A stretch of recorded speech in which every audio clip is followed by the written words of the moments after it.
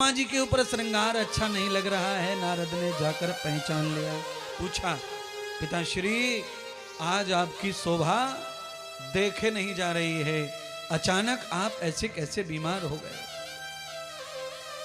मैं पुत्र हूं आपका और मेरे होते हुए मेरा पिता इतना दुखी है, परेशान है, आपने कभी मुझे अपनी चिंता नहीं बताई। हे पिताश्री मुझे पुत्र ऋण से उऋण होना है, मुझे अपनी चिंता बता के सेवा दे दो। हाय हाय हाय हाय, ऐसे बच्चे जैतपुर में पैदा हो जाएं तो बुड्ढे बाबा सब नारियल तोड़ेंगे हनुमान के। बोलो ऐसे बालक होने चाहिए। कैसे बेटा बेटी? बेटा बेटी ऐसे होने चाहिए कि अपनी माँ का चेहरा देख के पहचान ले कि माँ को जुकाम सर्दी खांसी ने घेर रखा है, और मम्मी मैं तेरे पैर पड़ रहा, तेरे हाथ जोड़ रहा, तू चल डॉक्टर के पास। ऐसी औलाद चाहिए। मम्मी अफू अफू अखू खू खू खू अखा खा खा। 3 दिन हो गए मम्मी को, कान से सुन रहा है, निकाल रहा है, पर ध्यान देता नहीं है। तीसरे दिन मम्मी कह रही है बेटा मैं मरी जा रही, मेरा गला दुख गया, फेफड़े दुख गए, मुझे ले चल ना मम्मी परसों चलेंगे, आज जरूरी काम है, आगरा जा रहा हूं। ऐसे बेटा को चूहे की दवा होगी तो सीधा गुड़ में डाल के पक मुंह में गोली दे के पिट कर दे।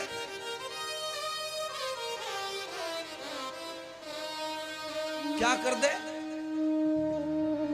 गुड़ में कड़वी ना लगे। चूहा मारने के लिए चूहा मारने की दवा कैसे रखते हैं? आटे में मिला के चालाकी से ऐसे दे दो, चालाकी से। जो तुम्हारी कमाई खाता, तुम्हारे कपड़े धोए पहनता, तुम्हारे बनाए घर में रहता और कहता आगरा जा रहा हूं। लल्लू ने कहा हवा आ जान दे, हम कौन से यहां कम काम कर रहे हैं, घुस गो हवा में घेर के पूरा। इतनी हवा कोई झेल लेगा? फूकनी सो हेरो छोरा, और घुसो जा रहा हो कैमरा में और वहां में कूलर में पूरा घुस गो। आनंद आ रहा हो कि ना कथा में? ये बता पहले तो, आ रहा हो मजा?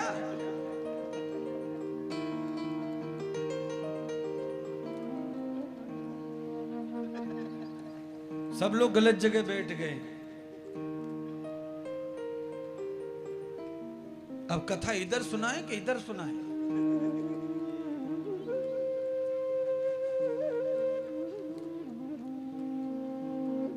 कल से मैं हुआ तांगे के घोड़ा वाली पट्टी बांध के आऊंगा तो सूदो दीख साइड में दीख ही ना मुआ।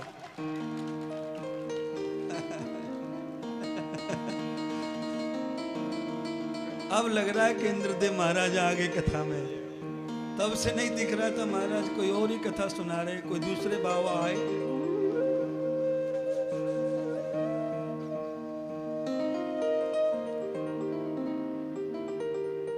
नारद जी ने चरण पकड़ लिए पिता ब्रह्मा जी के।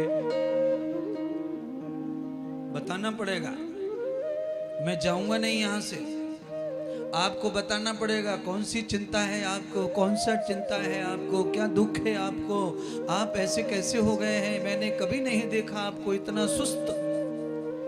ब्रह्मा जी ने कहा पुत्र तुमने ठीक पहचाना, मैं अंदर से बहुत परेशान हूं, मेरा स्वास्थ्य ठीक नहीं रहता, मेरे विचार अच्छे नहीं रहे, मुझे चिंता सताई जा रही है, मुझे पता नहीं चल रहा है कि मैं क्यों बीमार पड़ा हूं, मुझे क्या चिंता खा जा रही है, मुझे नहीं मालूम। अब नारद बड़े परेशान हैं कि पिताजी को चिंता भी है और पता भी नहीं है कौन सी चिंता है, क्या दुख है, क्या क्लेश है। तो नारद जी ने पिताजी की चिंता को दूर करने, दुख दूर करने, अपने पितरों को शांति देने, माता पिता का ऋण चुकाने का संकल्प ले लिया। पिताजी जब तक मैं आपको प्रसन्न नहीं देख लूंगा तब तक मैं पुत्र आपका पानी नहीं पीऊंगा, भोजन नहीं करूंगा और निद्रा नहीं लूंगा और कभी किसी की चौखट पे पैर नहीं रखूंगा, ये मेरा वचन रहा। नारद जी ऐसा वचन लेकर के ब्रह्मलोक से निकल पड़े। 3 लोक 14 भवन में ब्रह्मा जी के लिए अनुष्ठान किए, पूजा पाठ किए। सरिताम विहतो कर्मश्च भूमि युक्त पित्रय, जितनी सरिताओं में, जितनी नदियों पर पितरों के लिए जो श्राद्ध तर्पण पूजा पाठ पंडिताई होती है, नारद जी ने सब जगह जाकर किया। और हर बार फोन लगाते पिताजी मैं यहाँ हूँ, पूजा कर दी, शांति मिली कि नहीं? पप्पा बोलते नहीं मिली। ब्रह्मा जी ना बोलते, नहीं बेटे अभी शांति नहीं, अभी स्वस्थ नहीं, अभी आनंद नहीं, सर्वत्र घुमाए, सर्वत्र घुमाए। 2 घंटे पहले प्रवचन में महात्मा इंद्रदेव ने फिर कहा था, आपसे पूछा था, आप इतनी जगह घूमने गए तीर्थों में, पर कहीं मिला चैन, कहीं मिली शांति? तो नारद कह रहे मुझे भी कहीं मिला नहीं, मैं सर्वत्र घूम आया। मैंने गंगा के हर घाट पे जाकर देख लिया, पर शांति कहीं है नहीं। गंगा पे नहाने वालों की पोजीशन आपको बता दूं मैं। गंगा में जो डूबक लगाते हैं उनका आधा ध्यान रहता थैला पे, घाट पे ऊपर जो धरे हो थैला, गई चप्पल।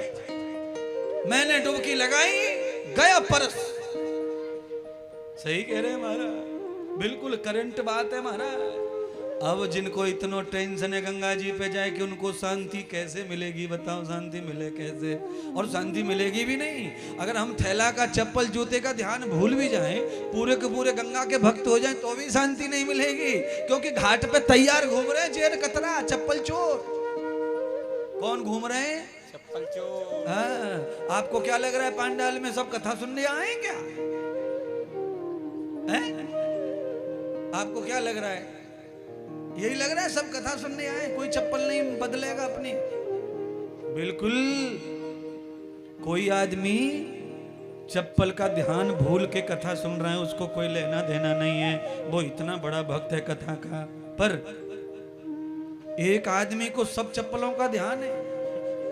कोई न कोई हमारे तुम्हारे बीच में एक कोई हो सकता है जिसको सब चप्पलों का ध्यान है। सब पर मीटर लगा के देख रहा है कि ये 3 महीने वाली है, ये 1.5 महीने पहले आई है, इसको लेके कोई फायदा नहीं है, ऐसी तो मेरी है। जब उसे ऐसा लगेगा ये परसों ही लिये कौन है, जहाँ पे चटकौना उतरी, तब फट से डालेगो और अपनी उतारेगो और सीधे पहुंचेगो। और कल सबसे पहले यहाँ मिलेगो 12:30 बजे,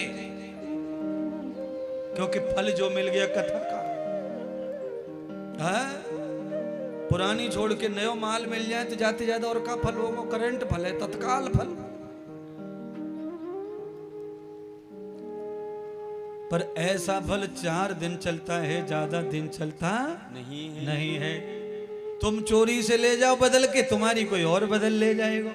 तुम उत जाएंगे कहीं दुकान मकान, फूफा मम्मी चाची घर, वहां लफड़े हो जाएंगे। क्योंकि जैसे आता है वैसे ही जाता है। गोस्वामी तुलसीदास ऐसा कह रहे, मुझे नहीं पता। आए एक ठोर से और जावत एक ठोर,